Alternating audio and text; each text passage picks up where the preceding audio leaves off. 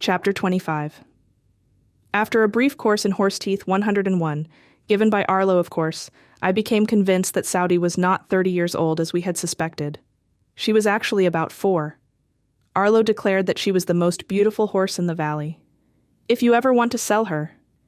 It was the closest thing to a compliment Arlo had ever expressed. She was also the unruliest. Freya spent hours training her and became an excellent rider, which surprised me considering my early worries about her adjusting to the country. Every day after school, she'd change into her jeans and cowboy boots, put on Saudi's bridle, and skirt bareback across the valley. When she'd return, she'd have rounded up Marcia, Judy, and a couple of boys. The problem was that Sig was horseless, and now that he had accepted his driving limitations, he decided that his life's ambition was to become a cowpuncher. So what was the answer? My mother solved it with a check for his birthday. Flicka was a beautiful sorrel Tennessee walker, and she took the prize from Saudi as the most unruly. Just when you'd think you had her within hand, she'd execute a right-angle turn that would send you sailing. Whereas Saudi was a nipper, Flicka was a kicker. They were constantly battling to determine who was queen of the pasture, a fact Godey already knew. Whenever he could get close to Saudi, he'd snuggle and jump up against her forelegs and kiss her face.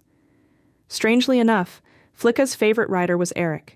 He raced around the pastures bareback and was probably the only person she'd never bucked off. He started campaigning for his own horse, but with more animals came more feed, more hay, and more hayseed. So I talked him into taking over the job I wasn't doing well at, the chickens. It was more that the chickens didn't like me.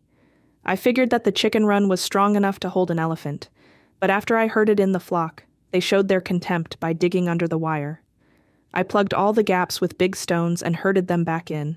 They flapped their wings and flew over the top. Why didn't the feed store lady tell me that Parmenter Reds are offspring of hawks?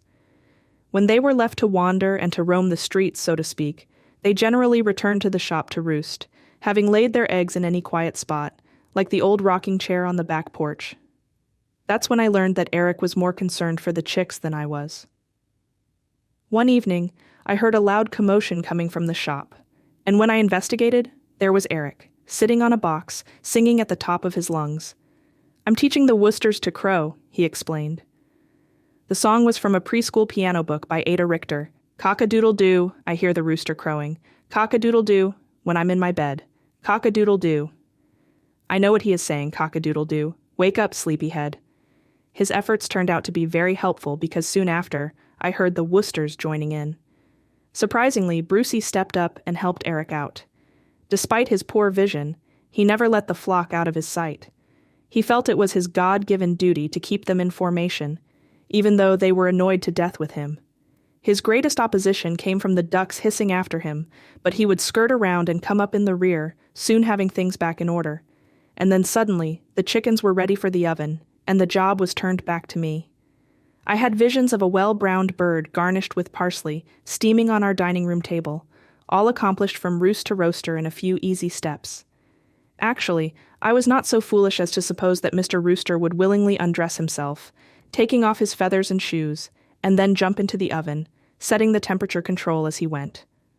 But neither did I foresee the complexities. For 5 Saturdays in a row, I said to Corey, "Well, I guess we better kill the big red rooster today." Actually, it was more like singing a stanza from the old song, "She'll be comin' round the mountain when she comes." And when I talked about the big red rooster, I meant Sick Chick, who had grown up to be the king of the roost and developed a killer instinct. We tried to keep him penned, but he had the gift of flight. He kept the family in escape mode, with Freya as his special target. She was convinced that he was a demon. She would never leave the house until she had peeked out the window to make sure he wasn't lurking outside. The minute she'd step outside, we'd hear her screaming down the driveway, "Help! The rooster's after me!" Finally, one day when I was expecting my sister, Florence, and her 2 girls, Tenny and Terry, from Seattle, Corey proudly announced as I was frantically preparing the house, "Yeah, the rooster is hanging out in the garage ready to be plucked."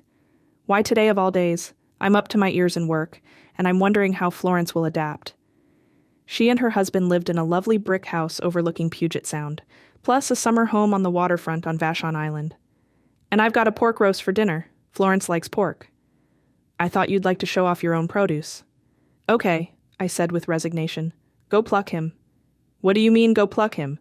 That job belongs to the cook. Since when? That's how we did it in Norway. To H with Norway, I said. But then, remembering it was our neighbor's Sabbath, I repented and went out and found the rooster hanging by his toes. I felt sick at the sight of the blood and goo. Then my emotions were superseded by a deep sense of guilt, by the thought that Sick Chick had finally met his doom. It was as if we were exacting justice, seeking revenge. Hadn't I done enough harm to that poor chicken? I had to force myself to proceed, but try as I would, the feathers wouldn't come out. You have to dunk him in boiling water, Corey advised. I got a bucket. All the time I was dunking him, I was remembering how I had put a plastic sack over his sweet little head and tossed him into the garbage can. It would have been better if I'd have taken Arlo's advice straight away and dropped him off the rooftop or thrown him in front of a passing car. The feathers came out easier, but the job was a whole lot messier. Gunk dripped down my jeans, over my socks and shoes. During all of this, the dogs, Brucey, Jingle Bells, and a couple of the neighbors' companions, circled around barking wildly. Corey had further expert advice. Better not let those dogs get a taste of blood, or they'll turn into incurable chicken killers. At the moment, that didn't seem like such a bad idea. Next was the operation of dressing out. And can someone please explain why they call a nude chicken a dressed one? I examined each small knob and sack with painstaking care, as I had seen my mother do. And halfway through I became convinced I was dealing with some disease that would be instantly transmitted to the whole family. So the innards went in the trash, and the rooster? Well, I considered putting him in the bin too, but then a mental image of that small chicken face pleading with me flashed into my mind, so I put him in the fridge.